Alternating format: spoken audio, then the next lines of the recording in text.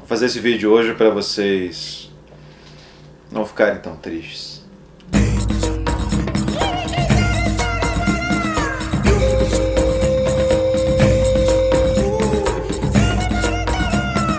Livro de hoje: Você Não Pode Ser Neutro em um Trem em Movimento, Howard Zinn.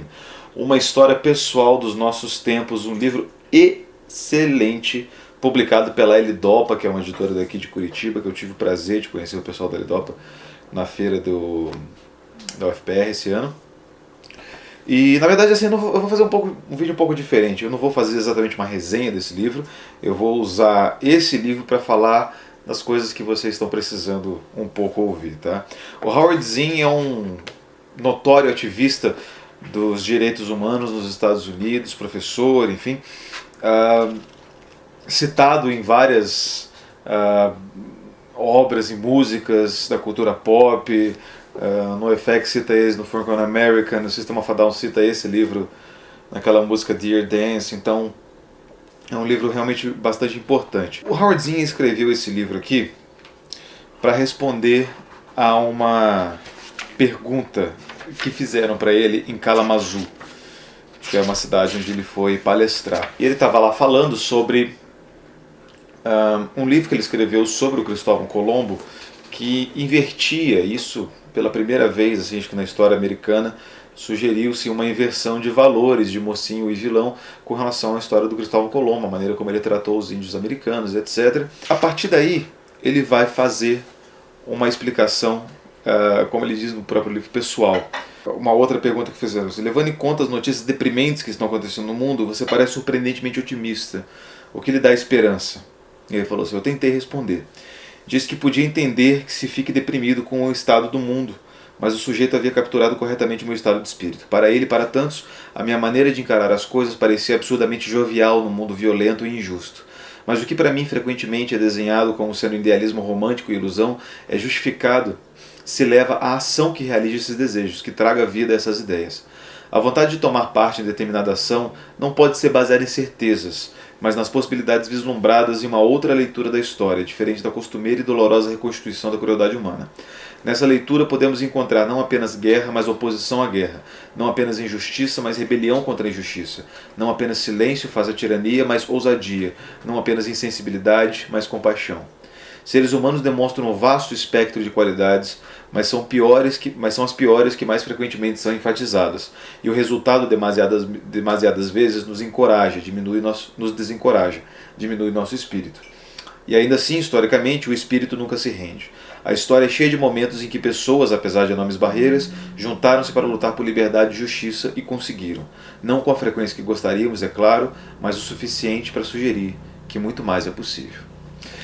Então, a partir dessa introdução, ele vai explicando, por meio de capítulos que mostram o momento presente em que ele se envolveu em movimentos sociais, em que ele se opôs à guerra do Vietnã, em que ele esteve em Selma, no Alabama, lá na ocasião do Martin Luther King, falou da infância dele, enfim, e tudo isso para responder uma pergunta básica, que é a seguinte: o que faz você pensar o que você pensa hoje?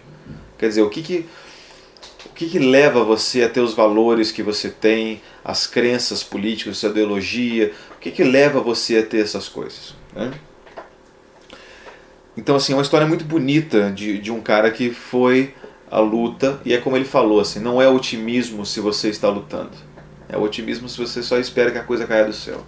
Se você está fazendo alguma coisa, não é só otimismo, só não é romantismo e ilusão. É muito mais do que isso. Eu estou falando isso para vocês porque existe uma razão para eu estar fazendo esse vídeo e estar lançando ele agora, né? A gente está vivendo um período político muito complicado, em que uma das chapas que concorre à presidência, ela aposta apenas na reação, no poder de reação do ser humano, né? E não busca construir nada. Eles só querem buscar resolver problemas de forma mais imediatista, mas isso, e tem um problema nisso. O problema nisso é que você não constrói nada com medidas retaliativas, né? Você não constrói um projeto de país, você não tem um projeto de governo, né? Você está buscando resolver pendências imediatas que não necessariamente serão resolvidas por esses métodos, né? A gente vive hoje um período muito complicado e eu, assim, né, porra, eu tenho todos os meus privilégios de homem branco, heterossexual, classe média, etc. E ainda assim eu estou preocupado. Eu tô preocupado porque eu não quero viver num estado que se paute pela violência. E eu acho que o Howard Zinn fala bastante isso. Assim, eu acho que as instituições federais elas têm uma parte muito presente na permanência de certos mecanismos de injustiça, seja ela injustiça social ou injustiça no termo jurídico mesmo da coisa. É possível fazer alguma coisa, é possível lutar. E a polarização política que o país tem hoje está deixando a coisa muito parecida com briga de torcida organizada, né? Tá tendo uma futebolização da política, como o pessoal fala. E eu acho que é preciso um pouco de ternura nesse momento, porque se a gente não tiver isso, se a gente não tiver como conversar com essas pessoas, entender os problemas delas, entender da onde vem essa raiva, da onde vem essa desilusão, porque assim, eu sou bastante realista com relação à condição do país, mas eu não sou desiludido, eu tenho uma esperança de que o país vá melhorar, que eu acredito no poder das pessoas, eu sei que quando a gente se depara com a mesquinharia das pessoas, com golpe, com malandragem, com gambiarra, com corrupção, a gente fica muito para baixo, porque são essas aí as qualidades negativas do homem que se sobrepõem muito facilmente às qualidades positivas. E é daí que vem a importância da esperança, porque se a gente tem esperança, a gente consegue motivar outras pessoas. E quando a gente motiva outras pessoas, a gente está possibilitando que essas pessoas tenham um lugar na mudança que a gente quer ver no mundo também. Então, é um vídeo curto, na verdade, esse, não queria falar muito mais do que isso. Para além de falar para vocês lerem o livro do Howard Zinn, que é um livro maravilhoso, de excelente, deve ser bonito mesmo. Você começa a chorar já na introdução, de tão bonito que ele é. E eu acho que a gente precisa se reconectar com isso. E nós que lemos, nós que somos, né, uma classe agora de pessoas completamente subestimada e menosprezada, né? Nós os intelectuais, né? Nós que escrevemos, nós que lemos, nós que debatemos ideias, as pessoas parece que não querem mais saber disso, né? Parece que falhamos em vender ideias, não só vender ideias, mas vender o poder de transformação das ideias. Parece que as pessoas não querem mais ideias, né? E isso é muito triste, porque isso solapa qualquer progresso intelectual que a gente possa fazer como povo. E a gente está nessa, né? Se você não fizer nada para ninguém, se você não puder fazer nada para as pessoas ouvirem você, você vai estar sendo omisso ou neutro. E esse título, você não pode ser neutro no trem em movimento, ele quer dizer isso. Ele não é uma metáfora muito clara, nem muito boa, também não é uma alegoria, mas ele passa uma imagem boa. As coisas estão se caminhando para um desfecho fatal. Então, ser neutro nessa hora, se omitir nessa hora, é ser conivente. E eu não quero ser conivente com esse prenúncio de barbárie que a gente está vivendo agora. E por isso eu acho que é importante a gente falar para as pessoas. Existe muito medo rondando a cabeça dessas pessoas que estão desiludidas, que estão raivosas. Existe toda uma rede de mentiras que está sendo alimentada. As pessoas elas não conseguem esquecer certos espantalhos que atormentaram a civilização por anos, né, e que nunca chegaram a fazer nem cócegas aqui na nossa sociedade brasileira. Mas, né, enfim, hoje mesmo um amigo meu estava lembrando que faz 16 anos que o José Serra falou que se o Lula ganhasse a eleição em 2002, o Brasil ia virar uma Venezuela e etc. É um espantalho que já dura quase 2 décadas. E as pessoas não conseguem cair numa real, sabe?